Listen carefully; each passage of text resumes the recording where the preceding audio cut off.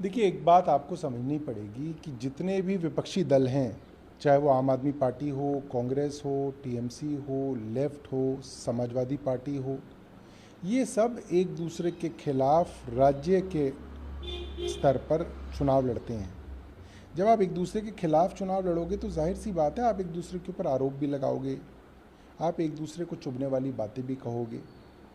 मगर अगर आप बड़े स्तर पे कुछ कॉमन ग्राउंड्स पे एक साथ आने की बात करोगे तो आपको पुरानी बातें तो भूलनी पड़ेंगी। अब ये कहना कि साहब आपकी एक प्रवक्ता ने ये कह दिया, तो भाई कांग्रेस के भी बहुत सारे प्रवक्ताओं ने कोई जो है लिहाज तो नहीं रखा। वो तो रोज़ सीधा अरविंद केजरीवाल के ऊपर हमला करते हैं, रोज़ ही करते हैं। तो इस तरीके से नहीं होगा। आपको थोड़ा बड़ा दिल रखना पड़ेगा, अपने अहम को थोड़ा पीछे छोड़ना पड़ेगा। और ये मैं सबके लिए कह रहा हूँ, सबको ये करना पड़ेगा, सबको बड़ा दिल रखना पड़ेगा। उसके अलावा जो है, ये अगर इतना आसान काम होता तो ये 2014 में हो गया होता, 2019 में हो गया होता। नहीं हो पाया ना 14 और 19 में, क्योंकि मुश्किल काम है। मगर करना है और मुश्किल काम है, इसीलिए सब बड़े बड़े नेताओं को साथ आना पड़ेगा और कोई राह निकालनी पड़ेगी। लेकिन अब तो पहले से दूरी बढ़ती ही दिख रही है। आम आदमी पार्टी प्रेस कॉन्फ्रेंस में शामिल है, उसके बाद लगातार बयानबाजी भी हो रही है। तो आपको लगता है कि इसमें कोई फिर से अप्रोच करेंगे कांग्रेस को, या कांग्रेस को आम आदमी पार्टी को अप्रोच करना चाहिए बैठते हैं वहाँ पे पटना में जो कुछ हुआ उसको दूर करना इस वजह से? भाई मैं तो अक्सर देखता हूँ राहुल गांधी मोहब्बत, प्यार, ये बातें अपनी भाषण में कहते हैं कि भारतीय जनता पार्टी नफरत फैलाती है, कांग्रेस और राहुल गांधी प्यार और मोहब्बत फैलाते हैं। मोहब्बत की दुकान चला रहे हैं नफ़रत के बाज़ार में। तो उस मोहब्बत की दुकान में वो मोहब्बत किस किस के लिए है, ये तो दुकानदार नहीं तय करेगा। तो जो ग्राहक आएगा वो मोहब्बत खरीद सकता है। तो जो कहा है उसको करके भी दिखाना पड़ेगा। और अभी तो आप सत्ता में नहीं हैं, लोग आपका आकलन कर रहे हैं कि अभी आपके पास सत्ता नहीं है, क्या आप अपने अहम में हैं? अगर आपके पास सत्ता आ जाएगी तो आपका अहम कहीं ज़्यादा ना बढ़ जाए। तो आपको संतुलित होना पड़ेगा, अपनी मोहब्बत की दुकान के अंदर दिखाना पड़ेगा कि आप मोहब्बत बेच रहे हैं। आप ये कह रहे हैं कि ग्राहक के तौर पे जा रहे हैं कि नहीं, मैं तो कह रहा हूँ कि हर विपक्षी दल मोहब्बत की दुकान पे आएगा और कहेगा लाइए मोहब्बत दीजिए, और आप कहेंगे हमारे पास मोहब्बत नहीं है, तो लोग कहेंगे फिर तो दुकान में माल नहीं है, आपको मोहब्बत देनी पड़ेगी, क्योंकि आपने खोली है वो दुकान। आपने कहा है बार बार कि हम नफ़रत के शहर में मोहब्बत की दुकान, नफ़रत के बाज़ार में मोहब्बत की दुकान पे बैठे हैं। तो करना पड़ेगा, और बड़ा दिल, इसमें कोई छोटी बात नहीं है, बड़ा दिल दिखाना पड़ेगा। देखिए क्या है कि हर पार्टी, मैंने जैसे कि कहा, राज्य स्तर पे एक दूसरे के खिलाफ चुनाव लड़ती है, एक दूसरे पे आरोप लगाते हैं। मगर अगर आपको एक बड़े उद्देश्य की तरफ जाना है तो इन सब छोटी चीज़ों को छोड़ना पड़ेगा, भूलना पड़ेगा। न बनाने की बात है। मतलब मैं यही कह रहा हूँ कि अब तो जब आपस में सब लोग बैठेंगे तो ये तय होगा। किसी एक ट्वीट से, किसी एक चीज़ से जो है, इससे बुरा नहीं मानना। मैं यही बता रहा हूँ आपको कि बहुत सारे विरोधाभास रहेंगे इन राजनीतिक दलों के बीच में, क्योंकि ये राजनीतिक दल एक दूसरे के खिलाफ चुनाव लड़ते हैं। मगर आपको क्या सीखना है? अटल बिहारी वाजपेयी साहब ने जब एनडीए बनाया था तो कोई आसान कोई ना था। उस वक्त एनडीए वर्सेस यूपीए का चुनाव हुआ करता था। अटल बिहारी वाजपेयी के साथ खूब सारे दल हुआ करते थे, नेशनल कॉन्फ्रेंस भी रहे उनके साथ, नीतीश कुमार भी उनके साथ रहे, उस समय ममता बनर्जी भी उनके साथ रहीं, और हरियाणा के अंदर उनके अलायंस था, पंजाब के अंदर उनका अलायंस था, कर्नाटक के अंदर उनका अलायंस था, महाराष्ट्र में तो हमेशा अलायंस के बिना लड़ ही नहीं पाए। और धीरे धीरे धीरे धीरे जो है ये राजनीति आगे बढ़ी। यूपीए के समय में भी ऐसा था।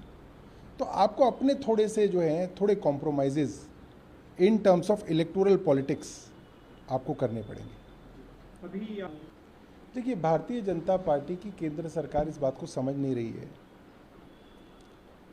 कि आप जितने ज़्यादा जुल्म अपोजिशन पार्टीज़ के नेताओं पे करेंगे, ये ज़रूर है कि आप उस अपोजिशन पार्टी के नेता को आप कष्ट पहुंचाने में कामयाब हो जाएंगे, आप उसको जेल में बंद कर देंगे, वो परेशान रहेगा, उसके परिवार वाले परेशान रहेंगे, दुखी रहेंगे, ट्रॉमा होगा। मगर ये जो पब्लिक देख रही है वो सब समझ रही है, और पब्लिक ये चीज़ देख रही है कि सत्ता का दुरुपयोग हो रहा है। और दुरुपयोग इसलिए हो रहा है क्योंकि जो अपोजिशन पार्टीज़ हैं उनके पास इतना नंबर ही नहीं है कि वो केंद्र की सरकार को रोक पाएं, चैलेंज कर पाएं, उससे सवाल पूछ पाएं। और इस बार लोग विपक्ष के लोगों को वोट डाल के ताकतवर बनाएंगे। आज कुछ अखबारों में मैंने पढ़ा, मणिपुर के अंदर जो टॉप सिक्योरिटी ऑफिसर्स हैं उन्होंने कहा कि मणिपुर की जो हिंसा है उसका सलूशन अब मिलिट्री में नहीं है, उसका सलूशन अब राजनीतिक है। पॉलिटिकल सलूशन निकल सकता है, मिलिट्री सलूशन नहीं निकल सकता। इसका बहुत बड़ा मायना है। आप इस बात को समझिए कि जब आप दो एथनिक ग्रुप्स में, जब आप एक राज्य के दो बड़े पक्षों में इतनी ज़्यादा नफरत, लड़ाई झगड़ा कर देंगे, फैला देंगे कि वो एक दूसरे के खून के प्यासे हो जाएंगे, तो मिलिट्री भी एक वक्त पे आके जो है परेशान हो जाती है, थक जाती है, क्योंकि आप उसको नहीं बदल सकते। आज भारतीय जनता पार्टी के हर एक समर्थक को मैं कहना चाहता हूँ, आप इस बात को समझिए, अगर इस देश में हम बहुत ज़्यादा नफरत फैला देंगे फिर ये देश कामयाब नहीं होगा, ये देश आगे नहीं बढ़ पाएगा। इस देश में लड़ाई झगड़े इतने बढ़ जाएंगे कि वो लड़ाई झगड़े सुलटेंगे नहीं।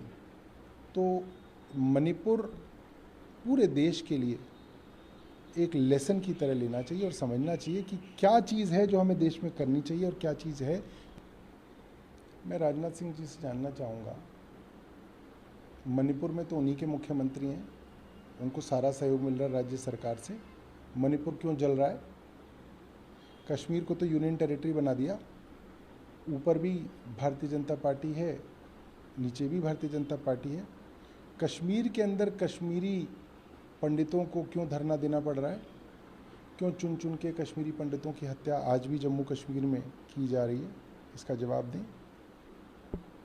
एक अच्छे राज्य को जो आज से करीब 30 साल पहले आतंकवाद को पीछे छोड़ आया, दोबारा से उस राज्य को बदनाम करना, उसको सेंसिटाइज करना, देश के रक्षा मंत्री को शोभा नहीं देता। उनको इन सब चीज़ों से बचना चाहिए। पंजाब के बॉर्डर्स 50-50 किलोमीटर तक अंदर तक बीएसएफ के अधीन है। कौन रोक रहा है केंद्र सरकार को, पैरामिलिट्री फोर्सेस को कोई भी कार्रवाई करने के लिए? अगर इतनी पहरादारी के बाद भी पाकिस्तान से ड्रोन्स लगातार आ रहे हैं, पाकिस्तान से ड्रग्स लगातार आ रही है, तो क्या राज्य जिम्मेदार है, केंद्र जिम्मेदार है? केंद्र क्यों नहीं रोक पा रहा? ये कैसे संभव है कि टनों टन हेरोइन, कोकीन पाकिस्तान के रास्ते हिंदुस्तान के अंदर आ रही है? ये क्यों नहीं रुक पा रहा? बॉर्डर्स में कहाँ पे जो है कोताही बरती जा रही है, ये रक्षा मंत्री को बताना चाहिए।